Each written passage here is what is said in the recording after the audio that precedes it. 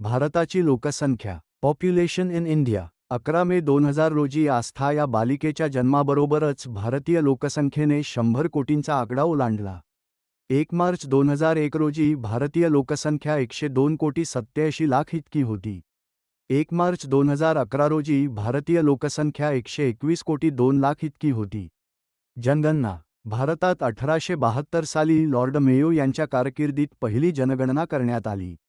1881 पासून नियमितपणे दर 10 वर्षांनी भारतात जनगणना केली जात होती. करोनामुळे 2021 साली जनगणना झाली नाही. ती 1 मे 2026 पासून सुरू होत आहे. 2011ची भारतीय जनगणना ही एकूणात 15वी व स्वातंत्र्यानंतरची भारताची 7वी जनगणना आहे. 14व्या जनगणनेचे आयुक्त जे.के. बांठिया तर 15व्या जनगणनेचे आयुक्त सी. चंद्रमौली आहेत. स्वतंत्र भारताची पहिली जनगणना 1951 साली करण्यात आली. 2011च्या जनगणनेचे अंतरिम निष्कर्ष पुढीलप्रमाणे आहेत. 1 मार्च 2011 रोजी भारतीय लोकसंख्या 121 कोटी 1,93,422 होती. यामध्ये पुरुष लोकसंख्या 62 कोटी 37 लाख तर स्त्री 58 कोटी 64 लाख होत्या. 2001 मधील लोकसंख्येशी तुलना करता 2001 ते 2011 या दशकात भारतीय लोकसंख्या सुमारे 18 कोटी 15 लाखांनी वाढली. 2001 ते 2011 या दशकात भारतीय लोकसंख्येत झालेली वाढ 17.64% होती. 2001 ते 2011 या दशकात लोकसंख्येत वार्षिक सरासरी वाढीचा दर 1.64% होता. एकूण जागतिक क्षेत्राच्या 2.42% क्षेत्र भारतात आहे. मात्र एवढ्या कमी क्षेत्रात जागतिक लोकसंख्येच्या 17.50% लोक भारतात आहे. एप्रिल 2023 मधील युनायटेड नेशन्सच्या आकडेवारीनुसार भारत चीनला मागे टाकत जगातील सर्वाधिक लोकसंख्येचा देश बनला आहे.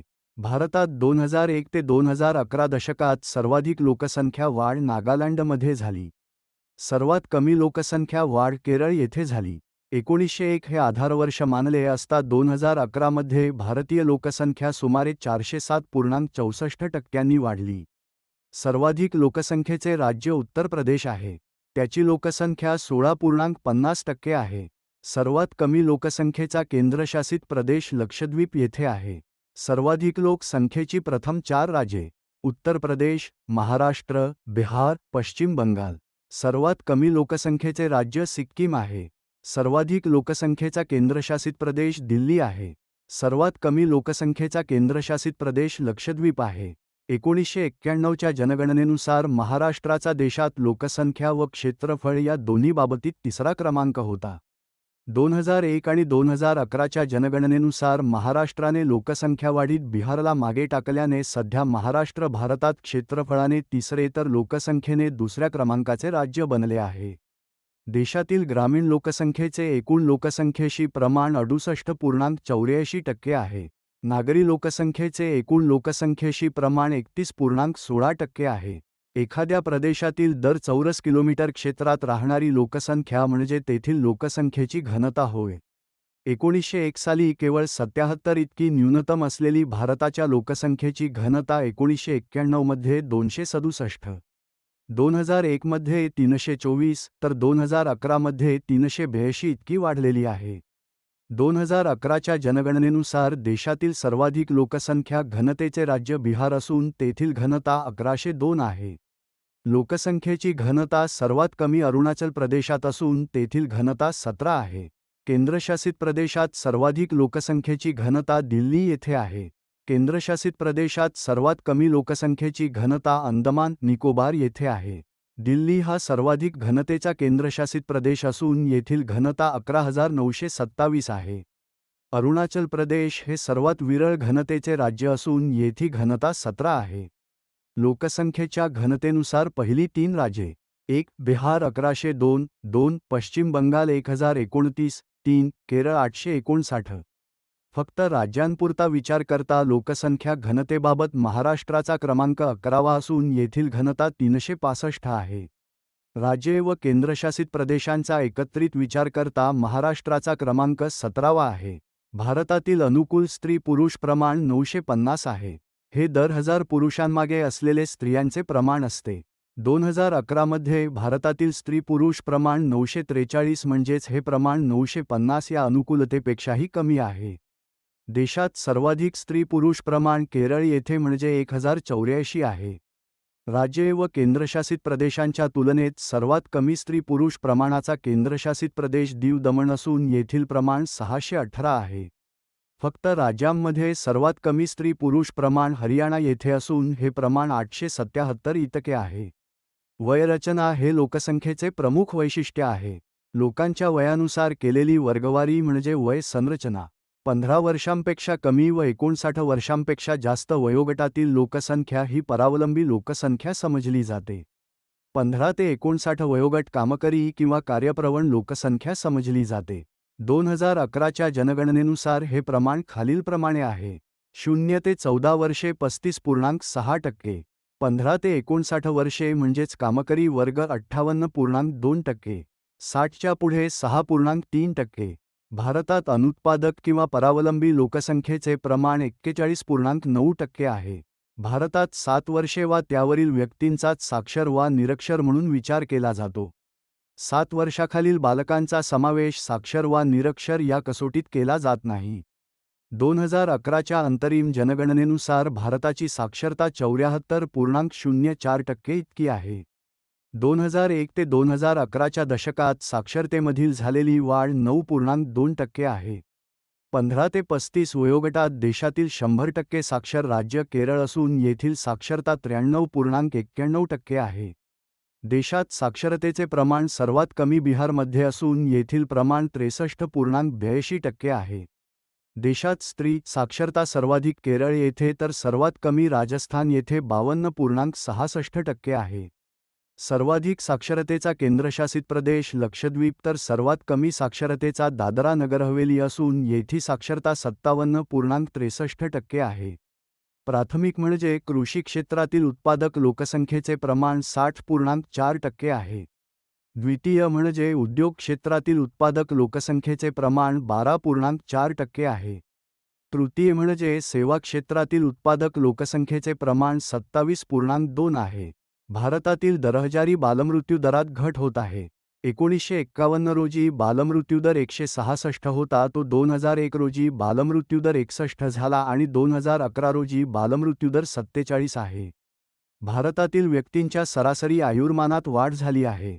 1951 रोजी 41.2 वर्षे होते ते 2001 मध्ये 65.3 वर्षे झाले आणि 2011 साली 66.8 वर्षे झाले आहे. 1901 ते 1910 दरम्यान भारत वार्षिक दरहजारी जन्मदर 48.1 तर मृत्यूदर 42.6 होता. 1921 ते 1930 दरम्यान भारत वार्षिक दरहजारी जन्मदर 46.4 तर मृत्यूदर 36.3 होता.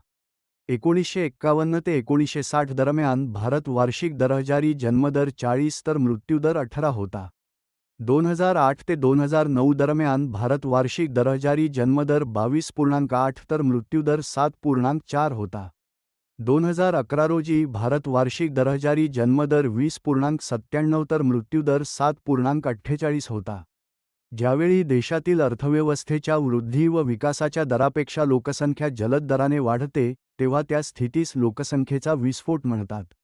भारताची लोकसंख्या वाढ पुढीलप्रमाणे आहे. 1901 रोजी 23.84 कोटी, 1911 रोजी 25.21 कोटी, 1921 रोजी 25.13 कोटी, 1951 रोजी 36.10 कोटी, 2001 रोजी 102.87 कोटी तर 2011 रोजी 121.02 कोटी होती. 1911 ते 1921 दशकात भारतीय लोकसंख्येत 0.4% घट झाल्याने या दशकास महाविभाजनाचे दशक म्हणतात. 1921 नंतर भारतीय लोकसंख्या जोराने वाढत गेली म्हणून 1921 हे भारतीय लोकसंख्येच्या महाविभाजनाचे वर्ष म्हणून प्रसिद्ध आहे. उच्च जन्मदर व घटता मृत्यूदर हे भारतातील लोकसंख्या विस्फोटाचे प्रमुख कारण आहे. सार्वत्रिक विवाहाची प्रथा, कमी वयात विवाह, भारतातील उष्ण हवामानामुळे मुलींचे लवकर वयात येणे, दारिद्र्य, एकत्र कुटुंब पद्धती, स्त्रियांचा निम्न दर्जा, निरक्षरता, भारतात शुद्धजनन प्रमाण अधिक, कुटुंब नियोजनास विरोध इत्यादी उच्च जन्मदराची कारणे आहेत. तसेच प्रगत वैद्यकीय सुधारणा, जीवनमानात सुधारणा, नैसर्गिक आपत्तींवर नियंत्रण, बालमृत्यूदरात घट, प्रसूतीपूर्व व प्रसूतीपश्चात माता मृत्यूदरात घट, शैक्षणिक सुधारणा, सामाजिक सुधारणा इत्यादी घटत्या मृत्यूदराची कारणे आहेत. अन्नधान्याची समस्या, बेकारीत वाढ, दारिद्र्यात वाढ, भांडवल उभारणीवर मर्यादा, अवैध व्यवहार व गुन्हेगारीत वाढ, भाववाढ, राष्ट्रीय उत्पन्नावर मर्यादा, दरडोई उत्पन्नात घट इत्यादी लोकसंख्या विस्फोटाचे अर्थात लोकसंख्या वाढीचे दुष्परिणाम आहेत. जीवनमानाचा दर्जा उंचावणे, दारिद्र्य निर्मूलन योजनांची प्रभावी अंमलबजावणी करणे, अंधश्रद्धा, परंपरागत दृष्टिकोन यामध्ये बदल करणे, विवाहाचे अनुरूप वय वाढविणे, कुटुंबनियोजनाचे महत्त्व पटवून देणे, निरक्षरता कमी करणे, स्त्रियांचा सामाजिक स्तर उंचाविणे, लैंगिक शिक्षण, मानव संसाधन विकास साधणे इत्यादी लोकसंख्या विस्फोटावर तथा लोकसंख्या वाढीवर नियंत्रणाचे उपाय आहेत. कुटुंबनियोजन हे लोकसंख्या नियंत्रणाचा प्रभावी उपाय आहे. भारतात 1952 मध्ये कुटुंबनियोजनाचा कार्यक्रम सुरू करण्यात आला. भारतात कुटुंबनियोजन सक्तीचे नसून ऐच्छिक आहे. 1977 साली जनता सरकारने भारतात कुटुंबनियोजन या शब्दाऐवजी कुटुंब कल्याण हा शब्द रूढ केला. महाराष्ट्रात 1966 पासून कुटुंब कल्याण कार्यक्रमाची जबाबदारी जिल्हा परिषदांकडे सोपविण्यात आली. लोकसंख्येच्या स्थित्यंतराचा सिद्धांत म्हणजे डेमोग्राफिक ट्रान्झिशन. कोल व हुवर या संशोधकांनी हा सिद्धांत मांडला. त्यानुसार जगातील प्रत्येक राष्ट्रात लोकसंख्या स्थित्यंतराचे 3 टप्पे आढळतात. भारतातील लोकसंख्येचे स्थित्यंतर आणि टप्पे पुढीलप्रमाणे आहेत.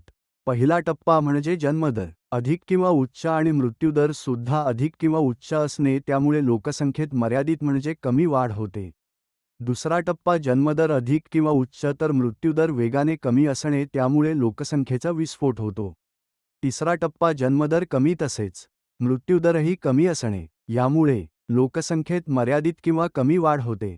लोकसंख्या स्थित्यंतराच्या सिद्धांतानुसार जन्मदर व मृत्यूदराचे उच्च वेगाकडून म्हणजे वाढीकडून कमी वेगाकडे स्थित्यंतर होते. आधुनिक हिंदी साहित्याचे प्रवर्तक भारतेंदू हरिश्चंद्र यांना मानले जाते. जगातील संपूर्ण लोकसंख्येची घनतेनुसार 3 भागात विभागणी करण्यात आली आहे.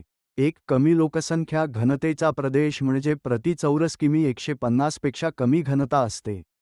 2. मध्यम लोकसंख्या घनतेचा प्रदेश म्हणजे प्रति चौरस किमी 151 ते 450 पर्यंत घनता असते. 3. जास्त लोकसंख्या घनतेचा प्रदेश म्हणजे प्रति चौरस किमी 451 पेक्षा अधिक घनता असते. 2011च्या भारतीय जनगणनेनुसार भारतीय लोकसंख्येची घनता 382 इतकी आहे. म्हणजेच जागतिक लोकसंख्या घनता निकषानुसार भारताचा समावेश मध्यम लोकसंख्येच्या घनतेच्या प्रदेशात होते. हे आहे GK Marathi YouTube channel at GK Marathi, GK